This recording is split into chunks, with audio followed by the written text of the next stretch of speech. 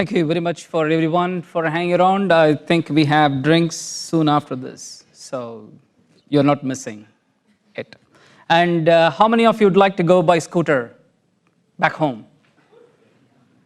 Okay, sure. How many of you want 2 a.m. pager duty page? No? Maybe evening when you're watching? Oh, that's good. Okay, thank you very much for everyone. And I would like to probably welcome the panel for the day. This is the concluding session today. And the first one up, Mandi Buswell from Red Hat.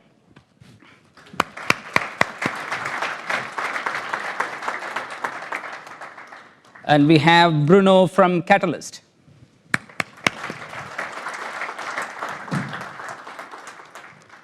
And we have the Brian from Rancher Labs.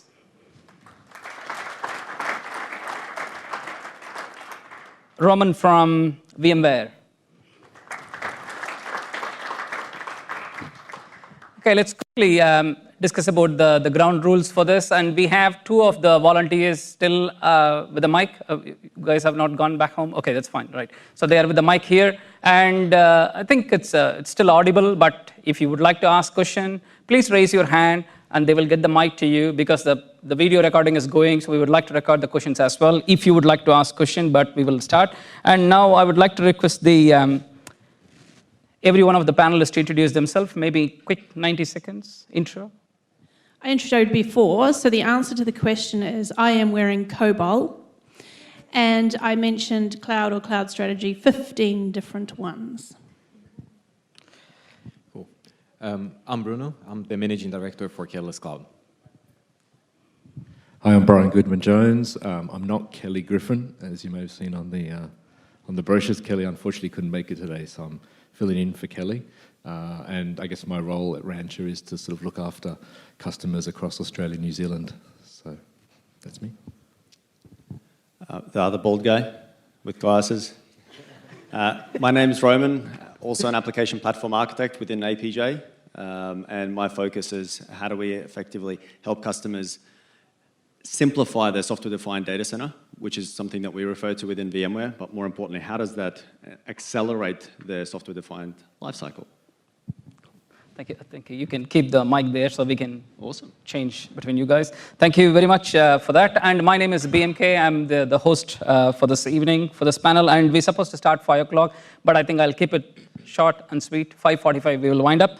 And what I have done is actually, when Chris asked me, okay, what kind of thing that we would like to put in the panel discussion, and after seeing all the thoughts, I had a few points, and after seeing all the thoughts, then I deleted all my points and added, I will ask all these people about the Kubernetes and Istio Service Mesh YAML questions, so they can answer about what configuration we need to have in our YAML file.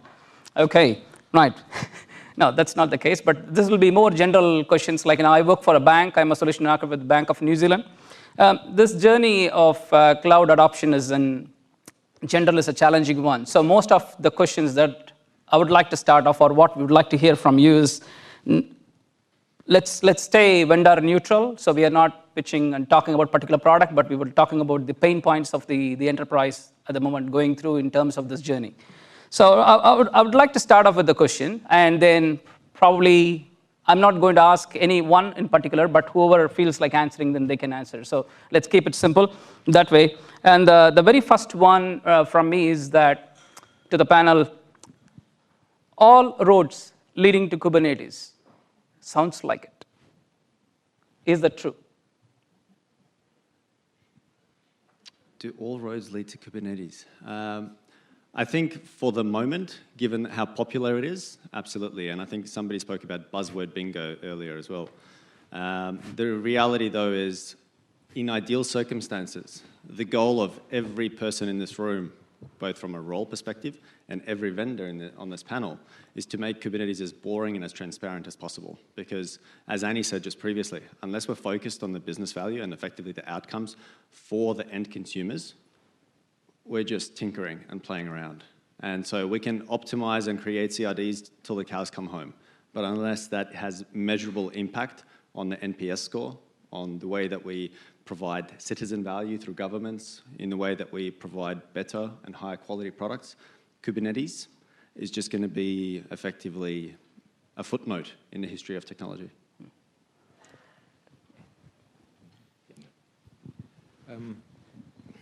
Coming from someone that does a lot with Kubernetes and respects it a lot, the answer would be it depends on the workload, right? I think there are workloads that are still inappropriate to run inside Kubernetes, and maybe that will change over time. I definitely talk to a lot of people and customers who still have very good reasons to run things on bare metal, who still have very good reasons to run things on VMs. But ultimately, I do see the adoption of Kubernetes increasing quite a lot. And I think a friend of mine is not here anymore, Nick Griffins, you here know. But Nick was saying Kubernetes is just the new Linux, right? And I think that's where, honestly, it's where it's heading. It's becoming an open standard, widely adopted, and capable of running more and more workloads. In this journey, I just think it's important for us to distinguish what are the correct workloads for us to put in there and what are the correct workloads to keep outside, and understand the right timing for moving these things. Yeah. I think because most of the tweets at the moment about cloud native, and I think interchangeably Kubernetes and cloud native seems to be used at the moment. So that's one of the common perception is that cloud native is Kubernetes and Kubernetes is cloud native. So that's one of the reason. And if you have any questions, please raise your hands. There are two folks with the mic, so they will come to you. In the meantime, I will carry on with the list of questions that I have. What are the challenges for startups or for the enterprises when it comes to the cloud native adoption?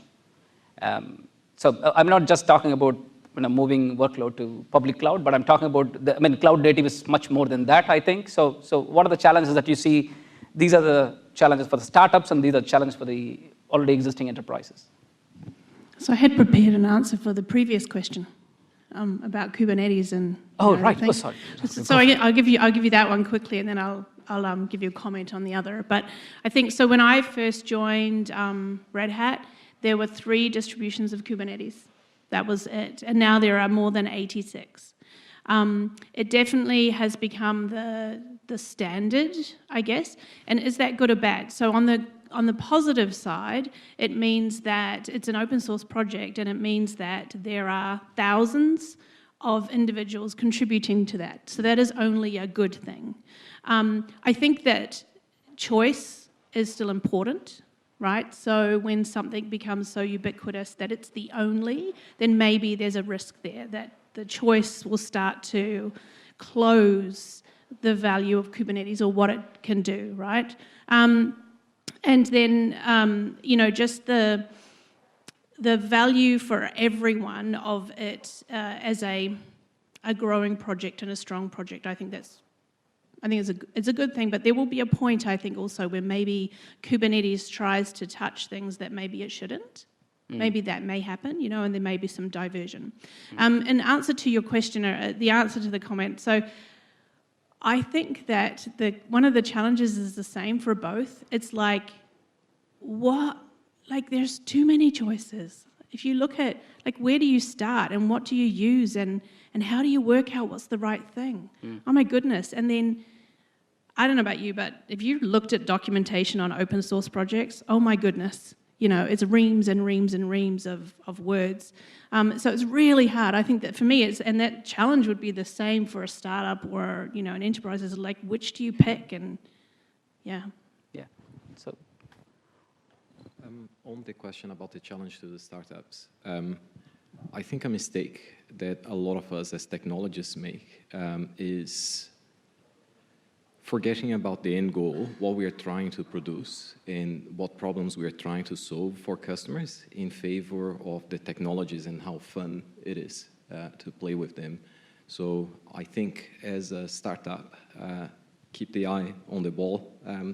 Here's my Brazilian blood coming through, but keep the eye on the ball, and the goal is what are you trying to achieve, what are you trying to change, what problems are you trying to resolve, and not necessarily what technologies you use along the way to crack these problems, because technologies come and go. We have seen a bunch of them in the different generations, right? But ultimately, the question is, as a startup, am I generating value to my end customers? And at that point, it doesn't matter if you're doing it with Kubernetes or function as a service on Amazon with Lambda or whatever it is, so long you're actually delivering that value. So as a startup, don't lose sight of your goals, right? That's exactly what I was going to say. No, I totally agree, and I think I think the customers and community that I see that are most successful are people who have the mindset of wanting to consume this stuff rather than build it, if that makes sense. We're just sort of echoing your point, right? I think it's you can get stuck in the technology, you can try and build up capability, try and build the technology rather than just consume it. So I think that would be my thought is people who are successful are the people who work out how to just consume it. You know what I mean? Yeah. That's a great point, and I think figuring out when you are providing value is the really difficult portion for any business. How many of you here have a programmatic approach to how you remove technical debt from your organization? I've got 1, 2, 2.5 maybe? No? Down to 2. So 2 people in the whole room here know how to approach technical debt. How do you know if the customization of that open source project is adding value? So above the line, effectively, of something that's visible to the organization or to the end consumer. And if it isn't, how do you sunset that project? Can I give you an answer? You asked a question. Please. Yeah, so I work in an open source project, and one of the things about projects that don't have a bank of staff on it is that tech debt is your biggest enemy, because you don't want some poor soul on the couch I can't do anything anymore. And one thing that we agreed on, which was a good policy, is a rule of 3. If you can't convince 3 folks you don't work with that this feature should go in, it shouldn't go in. And it works really well when all 3 people don't secretly work for the same company. But that's one of the things that's interesting, I think, about tech debt in general. And as we do more work in open source in the commercial side, obviously, lots of folks are doing commercial work, open source licensed.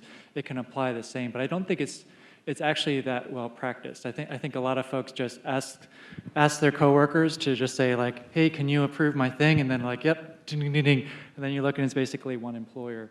And I think that's a recipe for tech debt. Brilliant. Thank you very much for that. And I think that's the critical component within most organizations. And I've only seen 2 organizations that have done this successfully. Highly automated, so every time you check code in, it actually analyzes it across the organization, both in terms of not just security and compliance and so forth, but more importantly, adoption. That new library that you just created, or that new open source project that you just ingested as technical debt, is that being utilized anywhere else in the organization? And they effectively have a amber, red, and a green as it progresses. So when the gradient is effectively on a downstream, once it falls below a certain percentage, it gets exited out of the organization. Yeah. I think that's a great insight from you. So I think that nice segue to go into the open source discussion as well. Is that open source projects as the primary driver for the innovation and the pace that we are in the cloud native journey? Because I think we are in the era of seeing so many open source projects contributing to this space, which we haven't seen, probably a decade ago. But what's your view on, the panel's view on that? Is it the primary focus on that? Because also the lot of vendors taking these open source projects and then making some enterprise capabilities on top of it. So what's your view on the open source projects and enterprise support? Wow, there's multiple questions in there. Yes, exactly. Okay. Yeah, we can tackle one by one. All right, so let's have a look at open source and the enterprise. For a lot of organizations, we see it as an incredibly good experimentation mechanism. So you try it in open source, but then you want to make sure that you don't need 3 PhDs to run your OpenStack cluster. You go to a provider. You don't need 2 master's students to run your Kubernetes cluster. You go to a provider.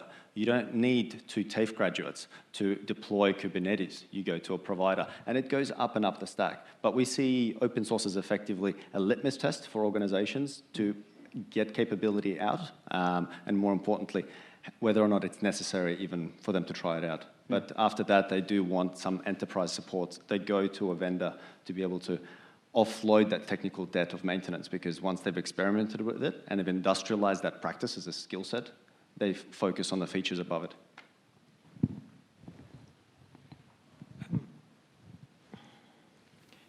If we were building the Catalyst Cloud from scratch, ourselves writing the code, we would probably need something like 1,000 developers, 1,500 developers, which is something that at least in New Zealand would be really hard for a startup, right? So it's fair to say that without the open source model, we wouldn't be able to do some of the things we do as a business. We contribute a lot upstream, but we also get a lot, right? And that exchange is quite beneficial. So there is a lot of innovation going on in open source projects upstream. But I would even widen the question a little bit and talk about open standards as well as open source, right? Because one of the things that are happening that is happening with cloud native projects is this introduction of open standards that didn't exist before, that now you can take across different cloud providers, your on-prem infrastructure, and have these technologies behaving in the same way. So on one hand, you have the innovation aspect, and on the other hand, you also have the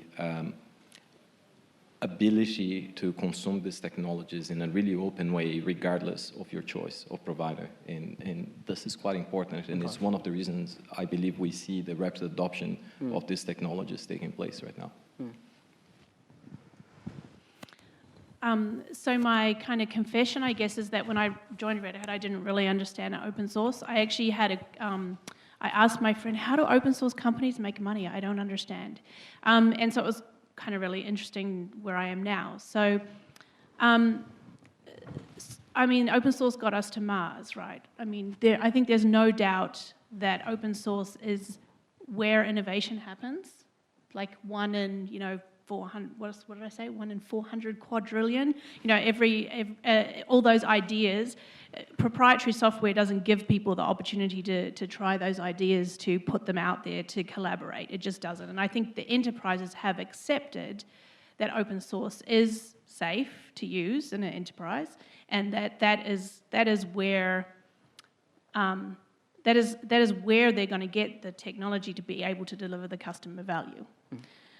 But let's be frank, we need the commercial model wrapped around that to actually even have open source as well, because the majority of people that are in that open source community aren't just people in their basement coding for fun. They're people that work for companies, right? So I think the great thing about the adoption of open source in the enterprise is it means that there are more commercial vendors doing open source, which then has more commercial model around open source, which again just makes it bigger and bigger and more. So, I don't think you necessarily have to start trying open source yourself without necessarily just going straight and getting a vendor supported product. I think you can do that. You don't have to just test it out yourself and then get your support. But, do think about, that commercial model that wraps around it and makes open source possible. More vendors. I was going to say, I think I agree with that, and I think so. One thing we see at Rancher is open source is what effectively drives the maturity of features, right? I think we have last count about 20,000 active open source installations of Rancher out there in the wild, and we don't know who they are. We just know that there's that many out there, and only, let's say, a few hundred customers, right, who actually pay for support and whatnot. But it's the adoption of the product in the open source community that drive feature development, that drive all the feedback, the bugs get found. It's really important. It's important, yeah. Yeah. I agree. So we do have a question from the floor. Yeah. Hi there. Yeah. So one of the things I always really appreciated about the company CoreOS that was bought by Red Hat, like maybe a couple years ago, almost now, was that their mission statement was to make a more secure internet. They were all about security. And then they went and, you could say pivoted, but not really, onto Kubernetes. And they went all in on Kubernetes because they viewed Kubernetes as a way to help secure the internet by making applications, or one of the ways by making applications easier to patch and doing rolling deployments and things of that nature. And Kubernetes, I think, has very much delivered on that. So my question then is, do you think that Kubernetes has made the internet a more secure place? Or have we just increased the attack surface by putting another fairly complex piece of software out there that is, just as easy to misconfigure as anything else.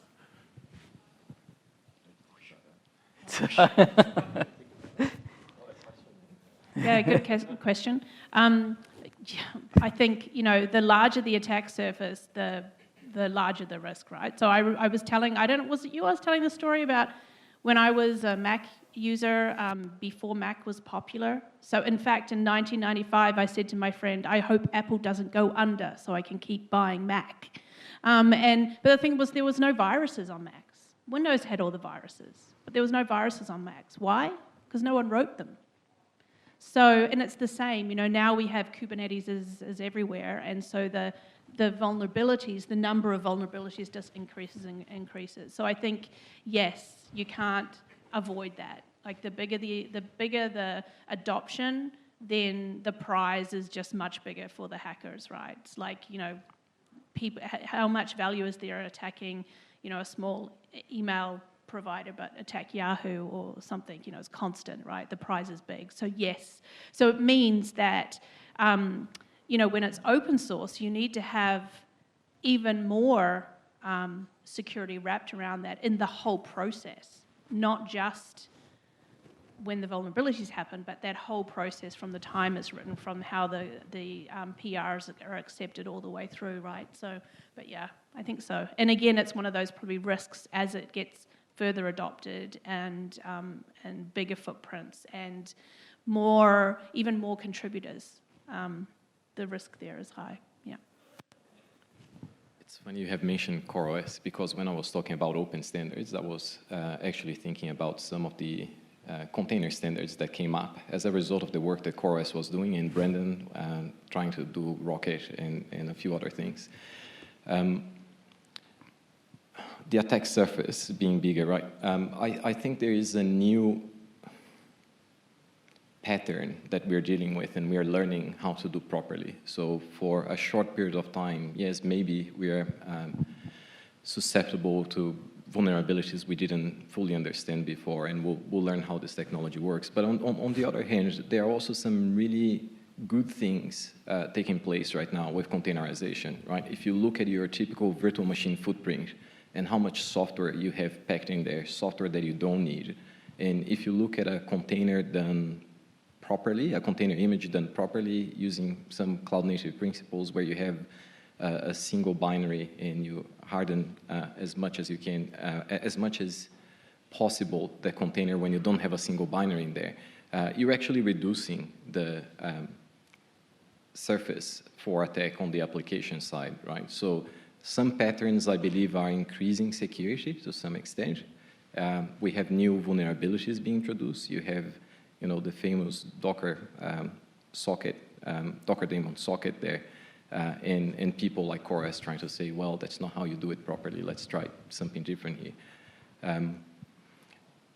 I think we'll get to a point where things like Kubernetes are just a known quantity, right? And at that point, maybe the number of vulnerabilities or the state of security will be a bit like running Apache or Nginx, hopefully, one day.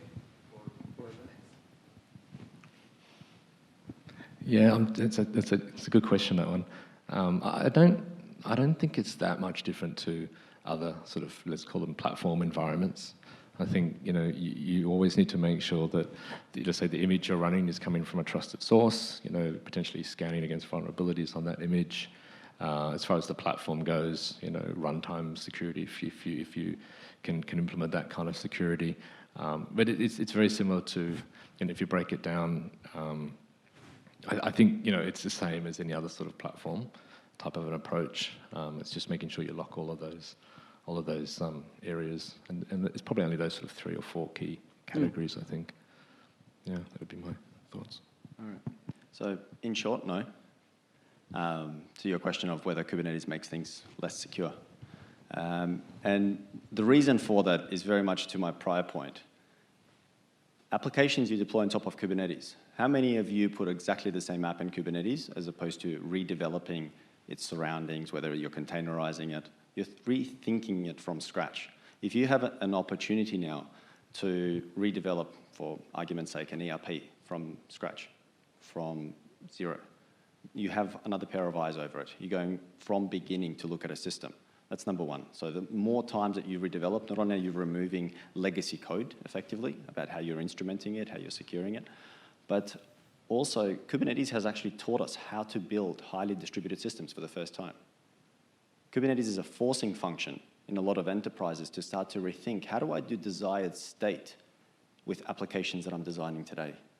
So Kubernetes is actually a blessing in disguise. So yes, there are CVEs as with any systems. Yes, there are security patches as with any systems. But at the end of the day, it's actually a good thing for us to re-look at the museum of IT that we have behind the scenes as we move forward. Mm. So just one more point on that in my confessions again. So I remember thinking, how can open source be more secure than proprietary? Because it's open, like everyone, the hackers can read the code. They can actually see where the vulnerabilities are because they can read it, right? And then I went, oh, hang on a second, but all those other eyes that are also over it, how the potential vulnerabilities get caught. And for the most part, in my altruistic view of the world, those people who are contributing upstream are actually there for the good. And so they are, all those eyes are looking and finding the potential and closing those loops. And so even though it's open, even though the footprint's there, the fact that you've got this ability for people to actually close those and do that in the open as well, helps. Yeah. I think that's a good view on that question. And probably I'm going to ask all four of your opinion on this. What is the next big thing? So we have Kubernetes, we have serverless and function as service. And what is the next big thing? I know we will not hold you responsible if that changes, but what we want is actually, what is from your understanding, what had happened so far, and what's happening today, and what do you think is next thing in the cloud native space?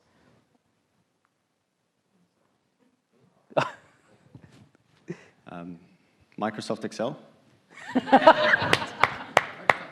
So, how many of you learned for the first time to automate things through formulas? Yeah. How many of you here, present company on the left-hand side excluded, are in sales or some sort of a customer-facing pre-sales role?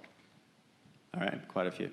I saw a sales rep do something really interesting. Not a developer background. He couldn't tie his shoelaces if his life depended on it when it comes to code. But he took automate.io, he connected it to Salesforce. He then did a massive if this, then that definition. He created his own alerts. That's programming.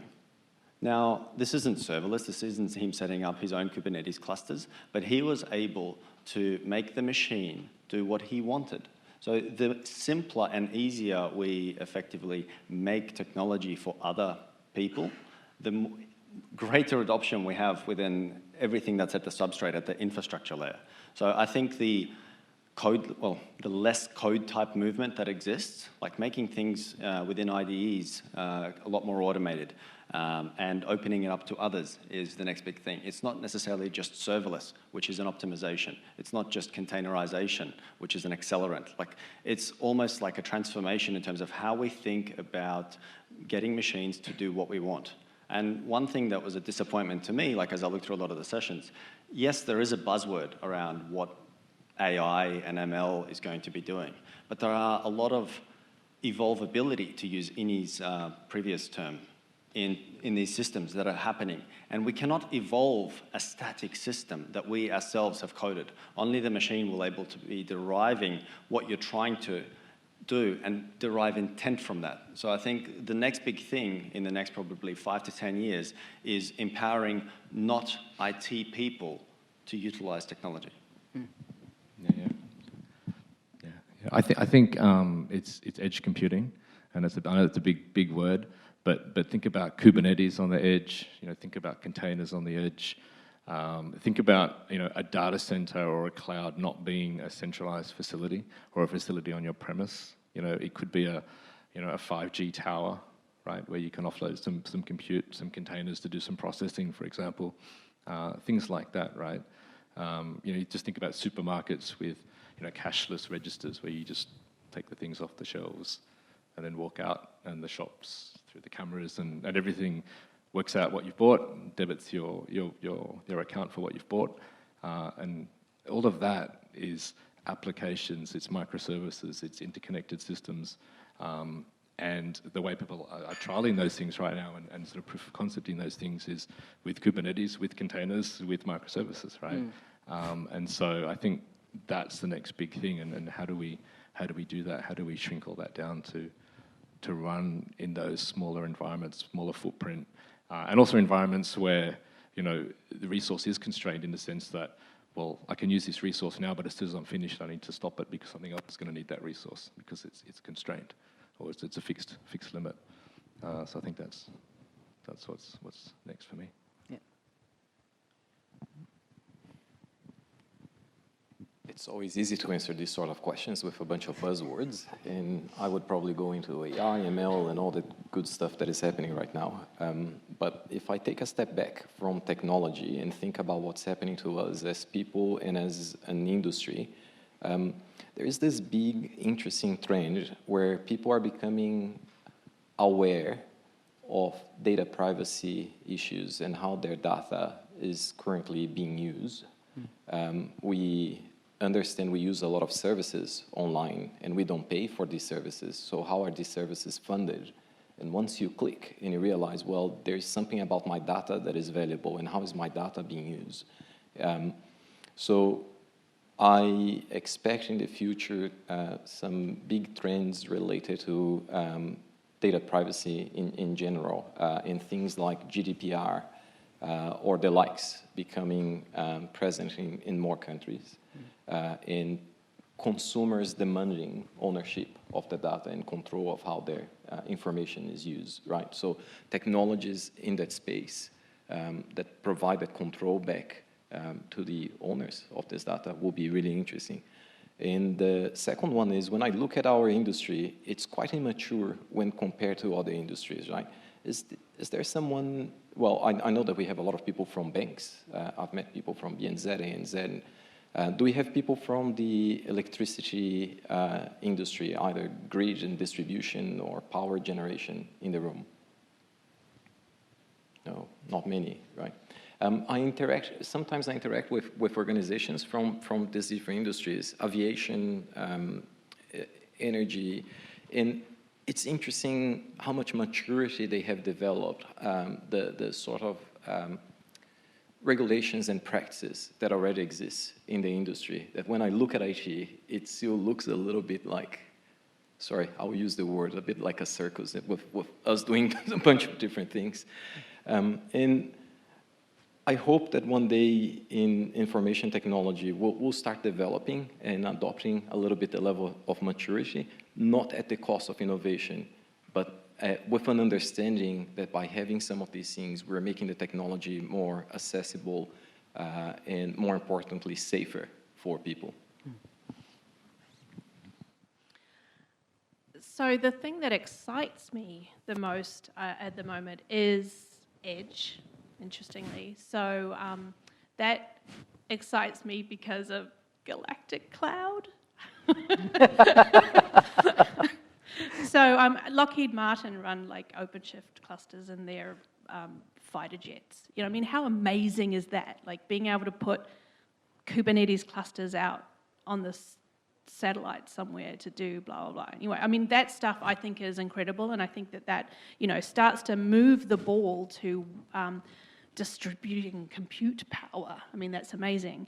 But the thing that I find, the thing that warms my heart about open source is when I look at the other stories. So, for example, recently, so, you know, Red Hat do these open source projects or support open source in the community, and one of the things last year was the food machine. So it's an open source farm, basically, that's using open source technology to help grow food in places where food shouldn't grow. And I kind of look to the potential of how the practice of collaboration and openness and many people working for a greater good. I know this sounds pageanty, but how that has the potential to really solve big problems. Like, that's pretty amazing. And, you know, that galactic cloud, yeah. Well done. I think that brings to the conclusion of the panel, and I think we are spot on 5:45 now. And thank you very much for the panelists for joining us. And it's not difficult to answer those questions, but I understand that, you know, these questions are, you know, randomized, and I have to. Once again, give it up for our panel.